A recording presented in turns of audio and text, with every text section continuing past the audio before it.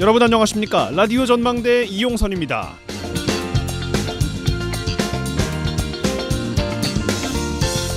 여러분들은 1억을 주면 아이를 낳으시겠습니까? 아니면 자녀분들에게 혹은 주위 이웃에게 아이를 낳으라고 권하시겠습니까? 국민권익위원회가 자녀 1인당 출산 양육비 1억 원을 지급하는 안에 대해 국민 의견을 수렴하고 있어서 화제입니다. 국민권익위 온라인 국민소통 창구인 국민생각함에서 내일까지요, 저출산 위기 극복을 위한 대국민 설문조사를 실시합니다. 설문에는 사기업, 그러니까 부영이죠, 지원 사례와 같이 1억 원의 출산 양육 지원금을 직접 지원하는 것이 출산의 동기부여가 되느냐, 또 이에 따른 재정 투입에 동의하느냐, 출산 양육 지원금 지급을 위해 다른 유사한 목적의 예산을 활용하는 것에 대한 의견 등이 담겼습니다.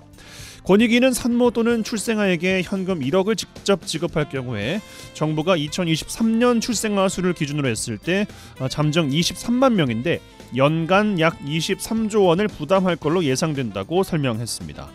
반응은 엇갈립니다. 환영한다, 1억 주면 낳겠다 라는 의견이 있는가 하면 근본적인 대책은 되지 않는다는 회의적인 반응도 있습니다.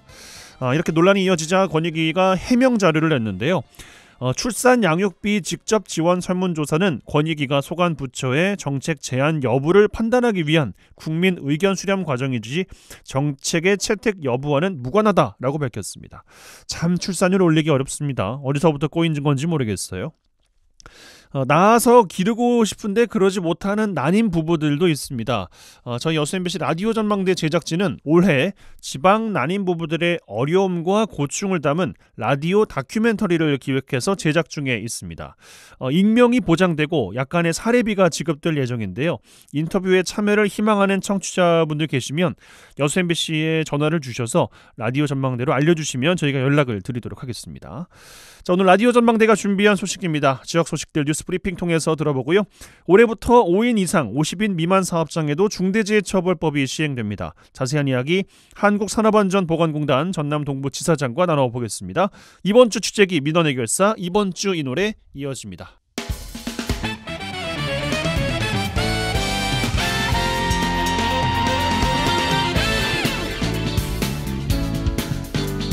네, 4월 25일 목요일입니다. 라디오 전망대 시작합니다. 먼저 우리 지역 뉴스 정리해보죠. 뉴스브리핑 전남일보의 곽지혜 기자와 함께합니다.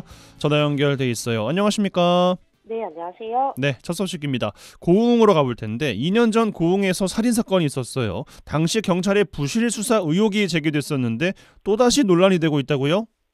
네, 이 전남경찰청이 2년 전 고흥에서 일어난 한 살인사건의 책임을 물어서 일선경찰서 수사관과 팀장을 징계 처분한 사실이 뒤늦게 알려졌습니다.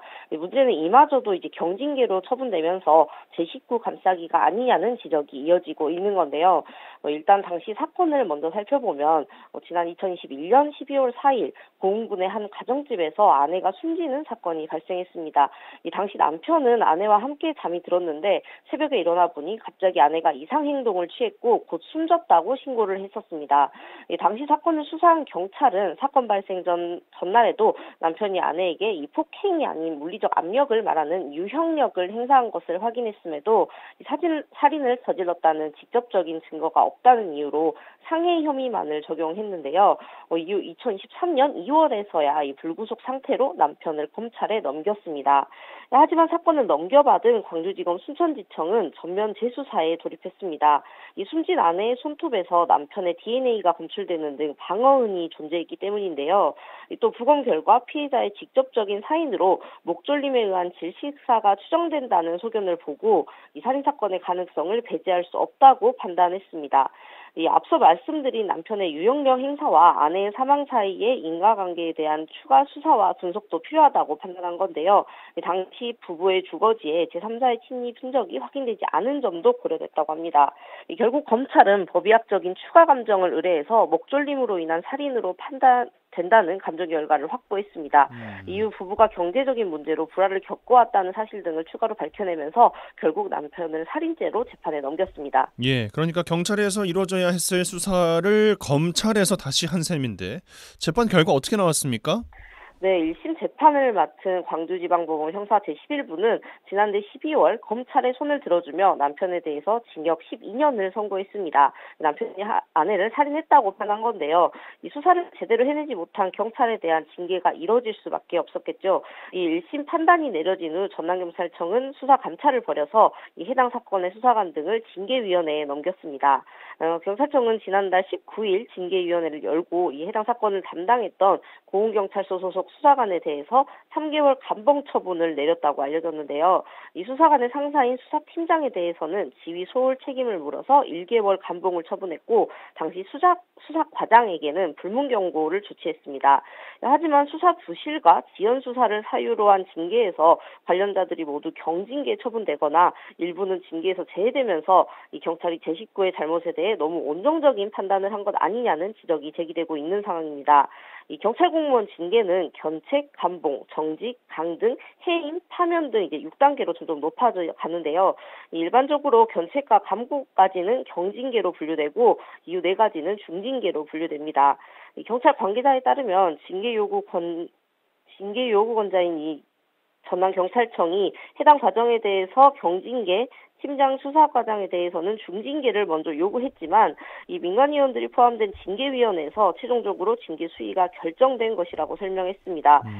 부실 수사는 물론이고 이후 경찰 조직 내부의 처신도 아쉬움이 클 수밖에 없는 상황입니다. 예, 물론 해당 사건에 대한 항소심이 진행 중입니다. 하지만 검찰 수사 과정에서 드러난 것처럼 경찰의 부실 수사에 대한 질책은 피할 수 없을 것 같습니다. 자, 이 정도로 마무리해보고 다음 소식 넘어가겠습니다. 역시 경찰 관련 소식이에요. 네, 이 수백억 원 규모의 체육관 건립 사업을 추진하는 과정에서 공문서를 허위로 작성한 혐의로 이 광양시 공무원들이 검찰에 넘겨졌습니다. 이 광양경찰서는 광양시 공무원 A씨 등 3명을 기소 의견으로 검찰에 송치했다고 밝혔는데요. 이들은 지난 2019년 추진한 광양시 성황동 복합체육관 건립 과정에서 이 허위로 공문서를 작성한 혐의를 받고 있습니다.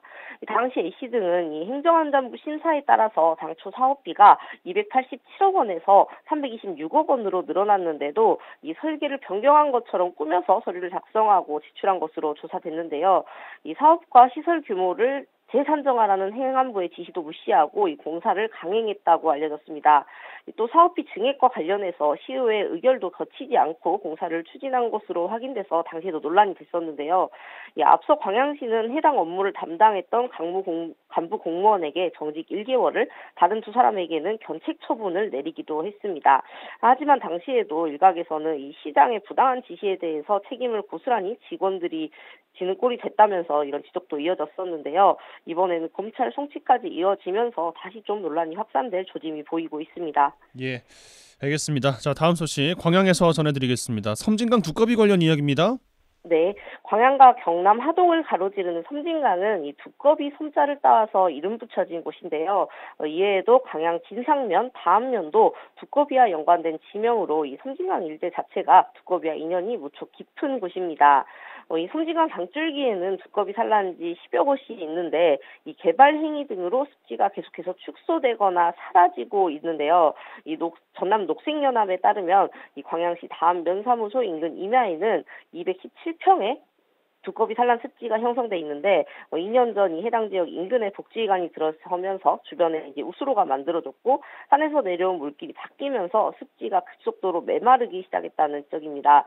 이에 따라서 2월부터 3월까지를 산란지로 이제 하는 두꺼비들이 메마른 습지 대신 우수관로에 알을 낳기 시작했는데 이 우수관로의 경우 폭이 깊고 수량이 일정치가 않아서 이 알이 메마르거나 새끼가 우수로를 빠져나오지 못한 채 단체로 폐사하는 경우가 발생하고 있다고 합니다.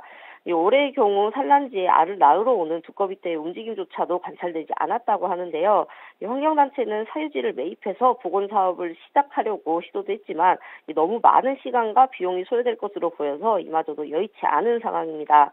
환경단체는 산란 시기 두꺼비에 대한 로드킬마저 잦아지면서 이 서식지 파괴가 날로 심각해지는 상황이라고 강조했는데요.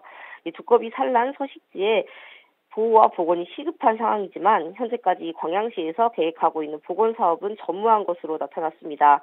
특히 해당 부지가 사유지이기 때문에 주인이 산란지를 메우거나 개발하더라도 이 제지할 근거가 마땅치 않다는 입장인데요. 두꺼비는 특히 환경에 민감해서 환경 지표종으로 분류되는 만큼 이 지자체 차원의 서식지 보호도 필요할 것으로 보입니다. 알겠습니다. 뉴스브리핑 전남일보의 곽지혜 기자와 함께했어요. 고맙습니다. 감사합니다.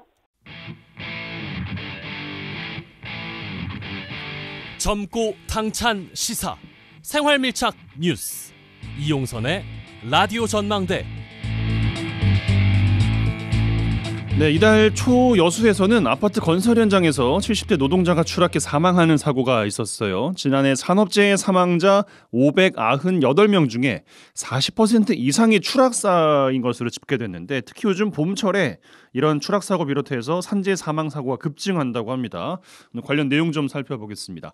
한국산업안전보건공단 전남 동부지사 김호주 지사장 스튜디오에 직접 모셨습니다. 어서 오십시오. 네, 안녕하십니까. 김호주입니다. 예. 산재 예방 컨설팅부터 노동자들의 의식 교육까지 산업안전보건공단에서 하는 일이 상당히 많은 걸로 알고 있는데 소개 좀 부탁드리겠습니다. 네, 저희 안전보건공단은 제조업과 건설 현장 등 대한민국의 모든 산업 현장이 스스로 산업재해를 예방할 수 있도록 도와주는 일을 주로 수행하고 있습니다. 예를 들면 산업 현장의 산재 예방을 위한 컨설팅과 현장 기술 지원, 그리고 보조금 지원 등의 재정 지원 사업을 수행하고 있으며 사업주와 근로자의 안전의식 개선을 위한 현장 중심의 안전보건 교육과 안전문화 확산을 위한 캠페인 등 다양한 사업을 수행하고 있습니다. 예. 지난해 산재 사망자가 한 600명이 조금 안 된다. 그리고 그중에서 40% 이상이 추락사다라고 말씀을 드렸는데 저희 지역은 어떻습니까? 네, 전남 동부지사 관내 작년에는 사고 사망자가 19명이었고 이 중 떨어짐으로 인한 사망자는 7명으로 약 37%로 전국 평균보다는 조금 낮습니다. 추락재해가 사고 발생 형태 중 가장 많은 비중을 차지하고 있는데 이것은 중력이 미치는 지구상에서 고소작업 등이 많아 예방활동에 더욱더 많은 노력을 기울여야만 사고 예방이 가능할 것입니다. 예. 근데 계절적으로 봄에 이런 사고가 많이 일어나는 이유가 왜 그렇습니까? 네, 기온이 서서히 상승하는 봄에는 발주 공사가 많고 겨울에 미뤄왔던 일들을 수행하느라 그런 것 같습니다. 예. 특히 4월에서 6월은 오폐수 정화조, 맨홀 작업 시 질식 사망 사고가 집중적으로 발생하는데 네. 작업 시작 전에 산소 농도나 유해가스 농도를 측정 후 정상 범위 내에서 작업을 해야 하고 만약 사고가 발생할 경우 호흡용 보호구 착용 없이 현장에 진입해서는 절대 안 될 것입니다. 예, 대표적으로 저희가 추락 사고 살펴봤는데 대규모 산단이 들어서 있는 곳이기 때문에 산업 안전 사고 유형이 더 많겠다 싶습니다. 소개 좀 부탁드리겠습니다. 예, 대규모 석유화학 국가 산단을 중심으로 다양한 안전 사고 유형이 있겠지만 화재 폭발, 급성 중독 등의 위험이 많고 전남 동부 지역뿐만 아니라 전국적으로 떨어짐과 끼임, 부딪힘 사고가 약 63%로서 대부분을 차지하고 있습니다. 사다리 작업, 지붕공사, 안전난간 미설치 등으로 인한 떨어짐 사고와 각종 기계 정비와 검사 중의 끼임 사고, 작업 중 운전하거나 회전하는 기계에 부딪힘 등이 대부분을 점유하고 있습니다. 이러한 사고들은 가장 기본적인 개인보호구 착용 등 안전수칙만 준수해도 상당 부분 예방할 수 있는 사고들이 대부분입니다. 그러게 말이에요. 질식, 끼임, 떨어짐, 유형도 다양합니다. 근데 뭐니 해도 말씀 주신 것처럼 예방이 가장 중요할 텐데 현장에서 할 수 있는 예방 조치 설명 좀 더 주시면 좋겠습니다. 네, 먼저 떨어짐 사고를 예방하기 위해 건설 현장 등 높은 장소에서 작업 시에는 안전모나 안전대 등 개인보호구 착용은 필수이고요. 안전한 작업 발판과 통로를 설치하고 그 단부에는 안전난간과 같은 추락 방호 조치도 철저히 해야 합니다. 작업 발판 설치가 곤란할 경우에는 추락 방호망을 설치해야 합니다. 제조 끼임 사고 예방을 위해서는 기계 등의 정비 작업 시 전원을 차단하고 작업을 해야 합니다. 또한 조작 금지 표지를 부착하고 전원 부분에 잠금 장치 설치가 필요한데 이러한 과정을 현장에서 락아웃, 태그아웃, 즉 로또라고 부릅니다. 끝으로 질식 사고를 예방하기 위해서 밀폐 공간에 들어가기 전 안전작업 절차를 준수해서 작업을 해야 합니다. 산소 및 유해가스 농도 측정, 환기작업, 보호구 착용 등을 꼭 준수해 주시길 당부드립니다. 예, 알겠습니다. 또 살펴볼 것이 이미 발생한 산업재해에 대해서는 인명피해 등 중대한 사고가 발생했을 때 그러니까 경영 책임자에게까지 책임을 지운다고 하는 중대재해처벌법, 중처법이라고도 많이 부릅니다. 올해부터 좀 달라지는 것이 50인 미만 사업장으로 확대가 됐어요. 네, 50인 미만 사업장은 자원과 인력이 한정되어 있어서 산재 예방을 위한 안전보건관리 체계를 사업장 스스로 구축하기 어렵습니다. 예. 따라서 저희 안전보건공단에서 실시하는 체계 구축 교육이나 책자를 참조해 안전보건관리 체계를 구축하고 위험성 평가를 통해 중대재해는 예방이 최우선임을 인식해야 할 때인 것 같습니다. 예, 그렇습니다. 경영 책임자는 노동자가 안전하게 일할 수 있는 여건, 환경을 만들어야 될 의무가 이제 있다는 거고 더 확대가 돼서 5인 이상 50인 미만 사업장까지 올해는 또 확대가 됩니다. 구체적으로 의무와 범위, 내용 더 살펴주시죠. 네, 재예방에 필요한 안전보건관리 체계에는 먼저 안전보건에 관한 목표와 경영 방침을 수립해야 하고요. 두 번째는 유해 위험 요인을 확인하여 개선하는 업무 절차를 마련해야 합니다. 이것을 우리는 위험성 평가라고 합니다. 세 번째는 재예방을 위한 예산도 편성하고 그 집행도 해야 합니다.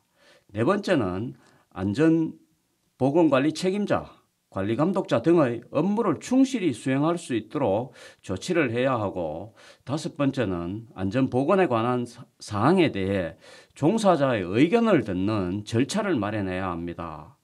여섯 번째는 중대산업재해가 발생 또는 급박한 위험이 있는 경우를 대비해 매뉴얼을 마련해야 합니다. 일곱 번째는 도급, 용역, 위탁을 하는 경우 안전보건을 확보하기 위한 평가 기준과 절차를 마련해야 합니다. 이러한 일련의 절차와 기준 등을 마련하는 것이 안전보건관리 체계 구축입니다. 예, 5인 이상 50인 미만 사업장의 중대재해처벌법이 올해 전면 시행된다라고 말씀을 드렸습니다. 조금 더 살펴보면 중소기업계가 이 중처법 헌법 소원을 냈어요. 그러니까 사업주의 책임 의무의 부담이 반발로 이제 이어지고 있는 상황인데 중소사업장의 중처법 대비와 준비는 어떻게 좀 파악하고 계십니까, 지사장님? 네, 중대재해처벌법 확대 시행에 따라 적용을 받는 5인 이상 50인 미만 사업장은 전국 약 84만여 개소이고 중소규모 사업장은 전문 인력과 예산 부족 등으로 중대재해 예방을 위한 준비가 여전히 미흡합니다.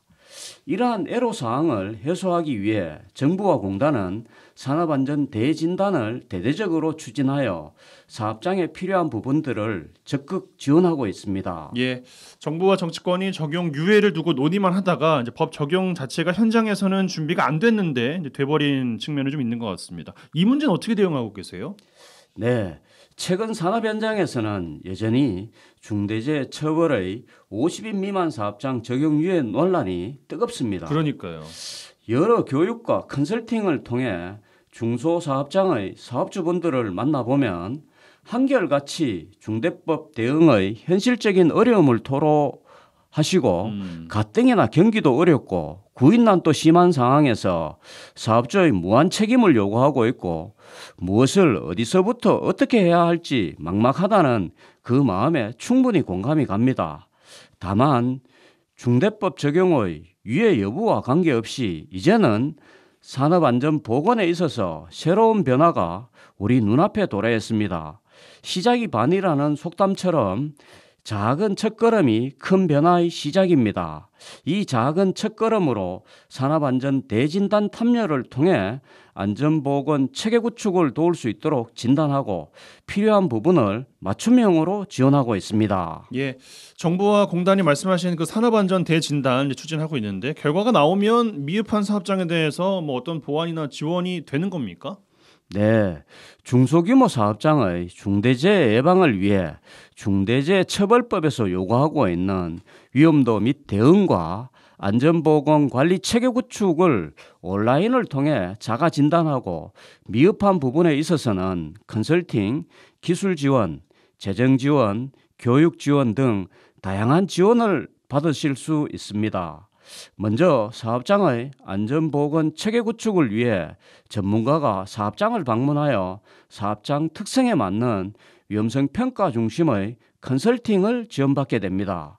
이와 함께 사업장당 최대 3천만 원까지 안전설비 구입을 지원하는 유해위험 요인 시설 개선 사업과 사업장당 10억 한도로 위험기계기구 설비 구입을 지원하는 산재 예방 융자 지원 등의 재정 지원 사업도 있습니다. 마지막으로 사업주와 담당자의 위험성 평가 교육과 안전보건 체계 구축 교육도 지원하고 있습니다. 예, 알겠습니다. 자, 끝으로 산업 현장 안전 강조를 계속해도 지나치지 않습니다. 마지막으로 안전한 산업 현장 위해서 당부의 말씀 부탁드리겠습니다. 중대재해처벌법 확대 시행은 우리 사회의 안전과 보건에 대한 패러다임을 완전히 바꾸어 놓았습니다. 이젠 안전이 기업 경영에 있어 선택이 아닌 필수가 되었음을 의미하는데요. 작은 사업장에서도 안전관리는 반드시 필요하고 스스로 유해위험 요인을 발굴해 개선해야 하는 시대로 접어들었습니다.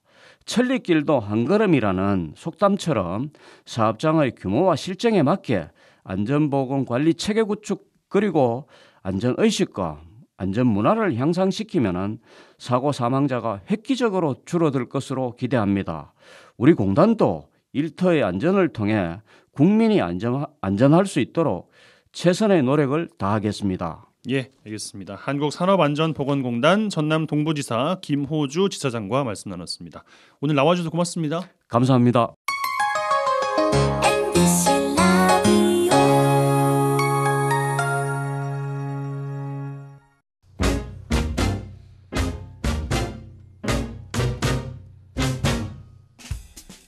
한 시간만 투자하세요. 지역 이야기를 모아 전해드립니다. 지역 시사는 역시 여수 MBC 이용선의 라디오 전망대.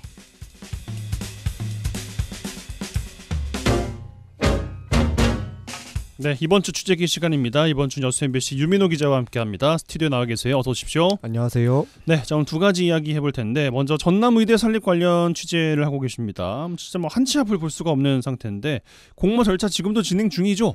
네, 그러니까 전라남도가 순천대와 목포대 중 어디에 이제 의대가 타당한지 이 공모를 통해 정하겠다는 건데요. 네. 이 전라남도는 이 공모를 통해서 의대를 확정하겠다는 방침이 여전히 확고한 상황입니다. 여러 가지 논란이 있음에도. 예. 그런데 이제 현재 이제 공모를 담당할 외부 용역사, 즉 평가를 어떻게 해야 되는지, 어떻게 좀 절차를 진행하는지 그런 컨설팅 회사를 좀 선정하겠다. 이제 조만간 공고를 낼 예정이라고 하는데요. 예. 2025학년도 대입 정원이 다음 달 말 확정되기 때문에 이걸 늦출 수가 없다. 그래서 좀 속도를 내겠다는 겁니다. 이제 김영록 지사가 현재 유럽에 나가 있습니다. 순방 중인데 이제 내일 아마 귀국을 할 텐데요. 이제 귀국을 하면 이제 절차에 좀 속도가 날 것 같습니다. 저 뒤에서도 얘기하겠지만 순천대와 순천시는 이제 완강하게 공모를 받지 않겠다는 입장인데 예. 이 목포대학교는 김영록 지사랑 면담을 지난번 했는데 수용하는 걸로 입장을 바꿨습니다. 이 전라남도 관계자와 좀 방금 전 통화를 좀 했는데 이 동북권이 좀 크게 반발을 하고 있으니까 예. 조금 더 이제 설득 작업에 신경 쓰면서 계속해서 이제 순천대가 공모에 참여할 수 있도록 하겠다고 노력하겠다고 일단 밝힌 상황입니다. 예. 꽤나 강경한 것 같고 오늘 제가 노관규 시장의 SNS를 좀 보니까 거듭 요즘에 되게 좀 흥분해 계시면서 이미 서부권으로 어떤 도의원에 따르면 가 있는 것 같다라는 그런 이야기 정황상 그런 얘기를 계속 하시더라고요. 예. 대처하는 방향이 좀 달라지겠습니까? 전남도의 이야기가 계속 된다고 하면 그래도 아마 이것을 지금 풀기에는 좀 쉽지 않은 상황 같습니다. 시장이라든가 앞뒤에도 얘기했지만 대학 총장도 완강하게 공모는 이제 안 된다고 말씀하고 있어서 조금 더 이제 좀 다음 주부터도 새롭게 상황을 지켜봐야 할 것 같습니다. 예. 알겠습니다. 이 이야기는 이 정도 해보고 다음 이야기 순천의 전세 사기 저희가 전해드린 적이 있습니다. 얼마 전에 이 일당이 재판에 넘겨졌어요. 네, 올해 초에 첫 보도를 해드렸는데요. 이 순천 조례동의 시대 아파트라는 네. 곳이 있습니다. 이제 뭐 뉴스에도 다 나왔지만 여기서 대규모 전세 사기가 발생했는데요. 이 경찰에서도 이제 곧바로 수사를 진행했고 최근 검찰이 보완 수사를 한 끝에 일당 5명이 사기 혐의로 재판에 넘겨졌습니다. 예. 이 주범이 3명입니다. 이 집을 매수하고 임대를 준 공인중개사가 있고 또 인테리어 업자, 또 자금 관리자가 있고 이들 3명이 구속 기소가 됐고 또 나머지 이제 또 집을 또 이제 전문적으로 중개한 중개사와 등 공범 2명이 불구속됐습니다. 예. 이 구속된 임대인과 자금 관리자, 이 구속된 임대인이 이 자금 관리자와 공범의 부부거든요. 근데 아들이 이제 주로 이제 집을 매수하고 임대를 했어요. 그래서 즉 가족이 사기 혐의의 단체로 가담한 겁니다. 이제 가족 사기단이네요. 예, 그러네요. 좀 검찰 설명을 좀 들어보니까 이렇게 여러 명이 한 번에 구속되는 건 이례적이고 그만큼 죄질이 나쁘고 좀 중하다 이렇게 판단했습니다. 예. 좀 이제 설명을 드리면 4년 전부터 이제 이들이 대출과 사채를 끌어들여서 자본 없이 아파트를 매수를 했고 이 전세 보증금을 집값보다 높게 받으면서 총 아파트 218채를 사들였습니다. 이게 돌려막기를 한 거죠. 이 나머지 돈으로 이제 한 건데 결국엔 이제 임차인 137명에게 총 95억 원을 못 돌려줬다 이렇게 나왔습니다. 여기에 이제 자기들끼리 이제 월급이나 이제 인테리어 비용, 공인중개 수수료까지 약 12억 원에 달하는 범죄 수익까지 낸 것으로 조사됐고 이들 가운데 8명만 지금 보증금을 일부 돌려받는 등 피해 회복은 거의 이뤄지지 않는 상황입니다. 8명은 돌려받았어요? 그것도 일부만 좀 돌려받은 거라서 이것도 완전히 돌려받을 수는 없는 그런 거죠. 예. 뭐 그러면은 일부고 137명에 8명이면 아직 뭐 130명 정도가 아직 뭐 돈 구경도 못 했다는 거 아니겠어요? 예, 그렇습니다. 지금 상황은 어떻습니까, 그분들? 이분들 다 이제 그때로 말씀드렸지만 이제 90년 이후 출생하신 20, 30대가 많았고 20, 30대가 대부분이고 이 부동산 거래 경험이 없거나 낯선 초년생들입니다. 이제 뭐 아파트 값이 한 7천만 원 정도 되는데 보증금이 이제 뭐 돌려받을 길이 막막하죠. 그나마 좀 이렇게 돈을 좀 건질 수 있는 게 아파트를 경매에 내놓고 셀프로 자기가 낙찰을 받아서 이걸 다시 집을 팔거나 이렇게 해야 되는 상황인데 이렇게 되면 이제 부동산 거래가 아무래도 침체고 또 사기 영향 때문에 이 집의 매력이 좀 떨어지는 거. 그러니까 제값을 받지 못한다는 거잖아요. 그렇죠. 많게는 이제 뭐 2, 3천만 원씩 손해를 봐야 할 상황입니다. 피해자들은 좀 많이 좀 답답해하고 있습니다. 이제 법률 상담이라던가 금융이자 등 지원 받으려면 이 정부로부터 전세 사기 피해자로 공식 인정을 받아야 하는데 이 대부분 지금 절차를 밟고 있거나 받지 못하는 상황입니다. 뭐 시의회나 지역 정치권에서 이제 간담회도 하고 뭐 조례도 제정하는 등 지원에 나섰는데 피해자들은 아직 좀 순천시가 이게 형식적으로만 지원을 하지 적극적으로 우리를 도와주지 않는다고 토로를 했습니다. 그리고 여기에 이제 현재 국회에서 전세사기 특별법이 개정안을 지금 이제 아마 마지막 이제 회기 내에서 이제 좀 뭐 하려고 할 것 같은데 이게 좀 어떻게 좀 되는지 지켜봐야 될 상황입니다. 그 피해자분들이 순천시가 생색만 내고 있다라는 거는 뭐 때문에 그렇게 말씀하시는 거예요? 아무래도 이제 좀 이제 전라남도와 이제 정부가 국토부가 이제 전세사기 피해자 인정을 해줘야 되는데 이제 여기서 해결을 해줘야 되는 건데 자기들은 이제 쪽 망치에 맞게 따라가는 것뿐이지 이거를 뭐 좀 더 여기에서 한 발짝 더 두 발짝 나서서 지원이 안 된다 약간 그런 말인 것 같습니다. 예, 알겠습니다. 이 정도로 정리해 보겠습니다. 이번 주 주제기 여수 MBC 유민호 기자와 함께했어요. 고맙습니다. 감사합니다.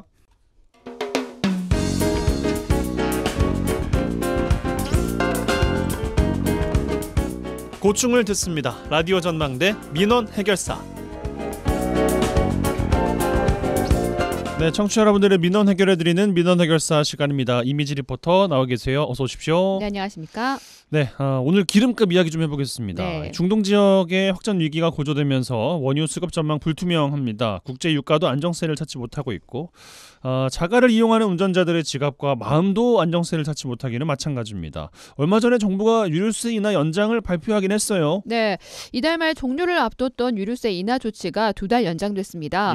이 정부가 이란의 이스라엘 공격으로 중동 정세가 악화될 가능성을 고려한 건데요. 유류세 인하 조치는 지난 2021년 11월 시행된 이후 2달 연장, 넉 달 연장 등 총 9차례 연속 연장을 하고 있습니다. 이에 따라 휘발유 기준 유류세는 리터당 820원에서 하면서 205원 내린 615원을 유지하게 됐습니다.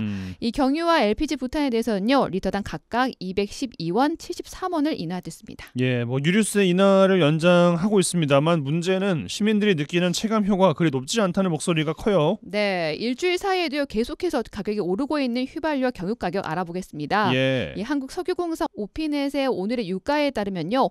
오늘 휘발유 전국 평균 가격이요. 리터당 1,710원, 경유는 리터당 1,567원이었습니다. 많이 올랐어요. 네, 전남 평균은요. 전국 평균보다 각각 50원, 10원가량 저렴한 편입니다. 하지만 가격 그래프를 보면 이번 주 4대 상승 곡선을 그리고 있는데요. 예. 일부 운전자들은요. 휘발유 가격이 1,700원대가 되면서 유류세 인하 정책이 폐지가 됐다고 생각하는 분들이 있었습니다. 인하 정책을 펴고는 있지만 운전자들이 느끼기에는 부족한 상황이라는 얘기하는데요. 유류세 인하가 되지 않은 상황을 생각하면 운전대 잡기가 무섭다고 얘기합니다. 또 서민들 위해서 좀 더 세심한 지원 필요하다고 얘기하고 있습니다. 체감은 안 되죠. 고속도로에서 1,500원 중후반대까지 넣어요. 평소에 10,000원이 몇 킬로 들어가지 이렇게 계산을 하는데 생각보다 차이 많이 나가지고 1,500원대랑 그래서 약간 가끔씩 비싸다는 생각이 들어요. 좀 더 지원해줘야 될 것 같아요. 근데 1,900원대는 체감이 훨씬 클 것 같아요. 200원이니까 몇십 원도 생각보다 큰데 몇 백 원이 올라버리면은 좀 타격이 많이 클 것 같아요. 상상이 안 가죠. 그냥 200원 지원이라도 그냥 계속 해줬으면. 예, 뭐 유가가 상승하면 서민들의 생활이 어려워지는 건 맞아요. 근데 뭐 조금 그 운전을 좀 줄여보자거나 뭐 걸어보자거나 대중교통을 타보자거나 이렇게 생각할 수도 있겠습니다만 그 차량을 이용해서 일을 하시는 분들이 있잖아요. 네. 뭐 배달, 택배, 운송업 하는 분들 이분들은 뭐 어떻게 할 수가 없는 거 아니겠어요? 그렇습니다. 이 운송업을 하고 있는 자영업자들은요. 계속해서 오르는 이 유가가 부담스럽습니다. 예. 차량 이용을 줄일 수 없는 택배기사, 학원 수송 차량, 또 배달 차량들은요. 매번 가야 하는 구간이 있기 때문에요. 차량 이용을 줄일 수가 없는 상황입니다. 그러니까요. 이 경유 가격이 오르면서 고정 지출비가 오른 것 때문에 그만큼 수익이 줄어든다고 얘기합니다. 운송기사 얘기 들어보시죠. 경유차로 하는 사람들은 기름값이 많이 나가죠. 그래서 지금 전기차나 LPG로 많이 바꾸는 추세긴 해요. 저는 LPG예요. 몇 년 전에는 한 700원대였잖아요. 지금은 1,000원대니까 이제 고정 지출이 올라가면 그만큼 더 수입을 많이 벌어도 계속 고정 지출이 계속 이렇게 있으니까 그러면 이제 기름값 어쩔 수 없이 지출이 되는 거잖아요. 계속. 그러니까 힘들죠. 계속 그런 게. 키로수를 줄일 수는 없죠. 뭐 출퇴근할 때 만약에 뭐 집이 가까워서 걸어다니면 몰라도 저희는 출퇴근도 다 이걸로 하니까 줄일 수는 없어요. 예. 8% 정도 유가 보조를 해주거든요. 크게 뭐 와닿진 않죠. 제 현 시점에서는 별로 의미가 없습니다. 뭐 기름값이 뚝 떨어지면 몰라도. 유류세 인하 정책은 운전자들의 불안을 줄이기 위해서 긍정적인 취지에 시작했지만요. 실제로 소비자들이 체감하기에는 부족한 부분이 있습니다. 또 소득 상위 10% 가구의 연간 유류세 감면액이요. 소득 하위 10% 가구 감면액의 25배를 넘어선다는 얘기가 있는데요. 예. 이 꼭 필요한 서민들에게 조금이라도 더 도움이 될 수 있는 현명한 유류세 인하 정책 필요해 보입니다. 예, 알겠습니다. 이 정도로 정리해 보겠습니다. 미던 해결사 이미지 리포터와 함께했어요. 고맙습니다. 네, 감사합니다. 줄 수 있는 게 이 노래밖에 없다 가진 거라고. 네, 이번 주 핫한 뉴스들 소개해드리고 뉴스에 어울리는 노래들까지 골라드립니다. 이번 주 이 노래 송유라 아나운서와 함께합니다. 어서 오십시오. 안녕하세요. 네, 첫 번째 이야기는요. 요 며칠 가장 핫한 가요계 뉴스 가지고 왔습니다. 말이 많더라고요. 하이브 이야기예요. 네, 맞습니다. 국내 1위 가요기획사 하이브가 산하자회사 어도어, 그러니까 뉴진스가 속해 있는 회사, 이 경영진, 민희진 대표 등에 대한 감사에 착수해 화제입니다. 예. 어도어는 민 대표가 지난 2021년 설립한 하이브의 자회사로 하이브의 지분율이 80, 민 대표가 18%, 나머지 경영진이 2%를 보유하고 있습니다.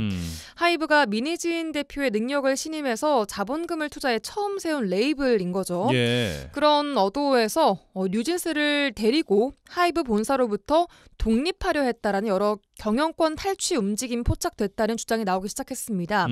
이에 민희진 대표는 앞서 지난달 데뷔한 하이브의 신인 아이돌 걸그룹인 아일릿이 뉴진스와 너무 비슷하다, 이 카피를 했다라는 문제를 제기하자 하이브로부터 해임 통보를 받았다, 어이없는 언론 플레이다라고 반박하기도 했고요. 예, 하이브가 착수한 감사 결과 오늘 나왔다고요? 네, 지난 22일부터 진행된 감사의 중간 결과가 오늘 발표됐는데요. 감사 결과에 따르면 하이브는 민희진 대표의 주도로 경영권 탈취 계획이 수립됐다는 구체적인 증거를 확인을 했고요. 물증 또한 확보를 한 것으로 알려지고 있습니다. 하이브는 어두워 민 대표를 배임 혐의로 고발하기로 했습니다. 감사 대상자 중 한 명이 조사 과정에서 경영권 탈취 계획, 외부 투자자와의 접촉 사실이 담긴 정보들을 증거로 제출을 했고요. 또 이를 위해 하이브를 공격하기 위한 공격용 문건을 작성했다라는 사실도 인정했다고 전해지고 있습니다. 증거로 제출된 대화록 등에 따르면 어두어 대표이사는 경영진들에게 하이브가 보유한 어두어 지분을 매각하도록 하이브를 압박할 방법을 마련해라 이런 지시를 하기도 했고요. 글로벌 자금을 당겨와서 하이브랑 딜을 하자. 또 하이브를 괴롭힐 방법을 생각하라. 어두어를 빈 껍데기로 만들어 데리고 나간다. 뭐 이런 대화도 오고 갔다고 합니다.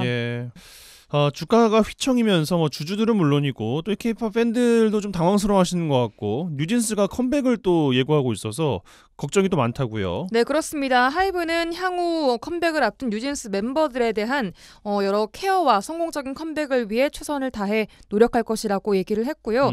멤버들의 법정 대리인과 얼른 만나서 멤버들을 보호할 방안을 논의할 계획이라고 밝혀왔습니다. 박지원 하이브 대표는 일단 사건이 일단락된 만큼 K-팝의 소중한 자산인 아티스트들의 심리 치유와 또 정서적 안정에 최선을 다하겠다고 얘기를 했습니다. 한편 그 하이브의 신인 걸그룹 아일릿의 데뷔곡 마그네틱이요. 지금 데뷔 한 달도 안 돼서 미국 빌보드 핫 191위로 진입을 했다는 소식이 들려와서 화제가 되고 있었는데요.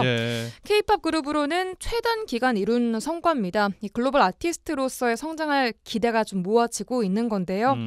이번 내부 갈등이 세계적인 K-팝 아티스트와 또 팬들에게 피해가 가지 않기를 바라면서 내부 문제와 별개로 또 K-팝 그룹의 성장을 응원하겠습니다. 알겠습니다. 어떤 노래 골라오셨습니까? 네, 아일릿의 마그네틱, 그 빌보드 차트에 올라간 그 곡 준비했습니다. Baby, I'm just trying to play cool, but I just can't hide that I want you. Wait a minute, 이게 뭐지? 내 심장이 랩다 자꾸만 뛰어 저 멀리서도 oh my gosh 그런 생각이야 my crush 저는 유처럼 거대히 앉아서 기댄 것만 같지만 네 모든 게 내 맘에 달라붙어 버려 boy Remake 네 다이스 인정할게 This time I want you like it's magnetic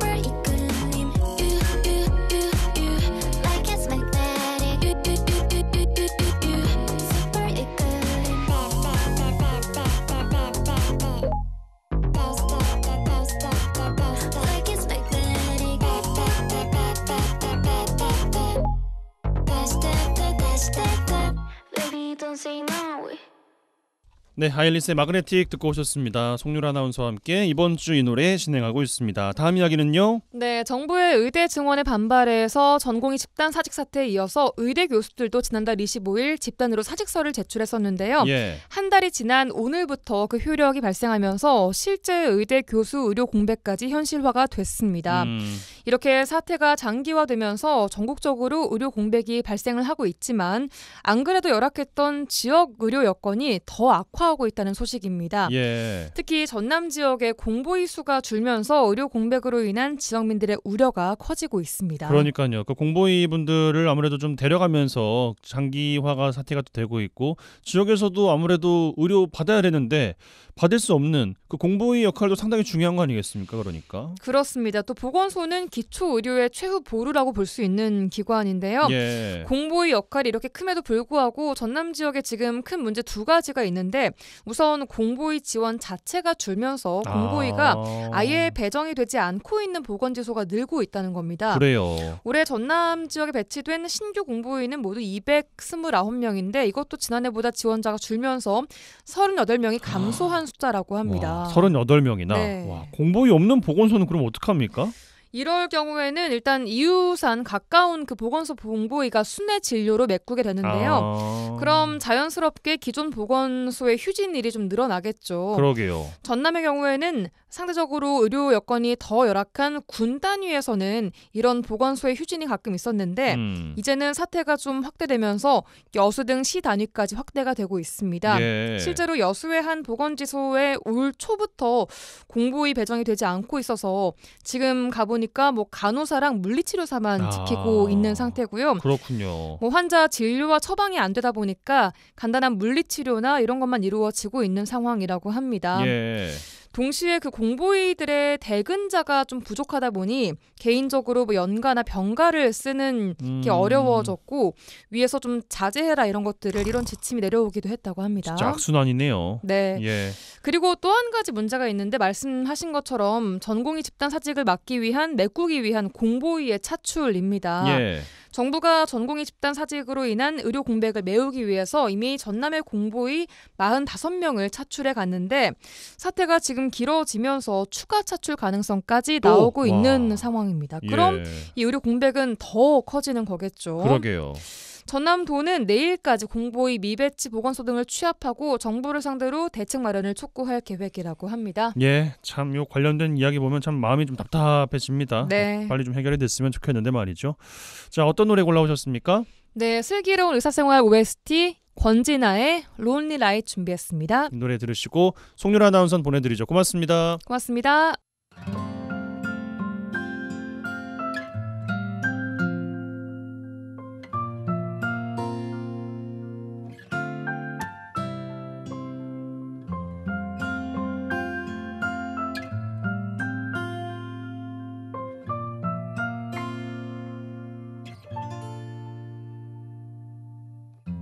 이런 시간엔 더 그리워 홀로 남는 이 순간 떠난 줄 알면서도 자꾸 떠오르는 너 왜 넌 그때 날 떠났을까 너무 힘이 든다던 그게 이유라면 이을 수 있지만 나는 알 수 없는 걸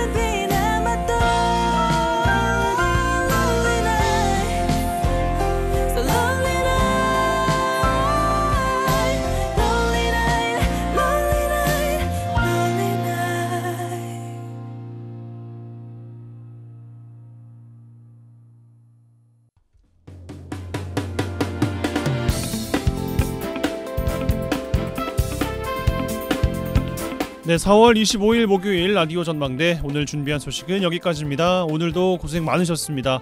오늘 마무리 잘하시고 푹 쉬시고요. 내일 저녁 6시 5분에 다시 찾아뵙겠습니다. 이용선이었습니다.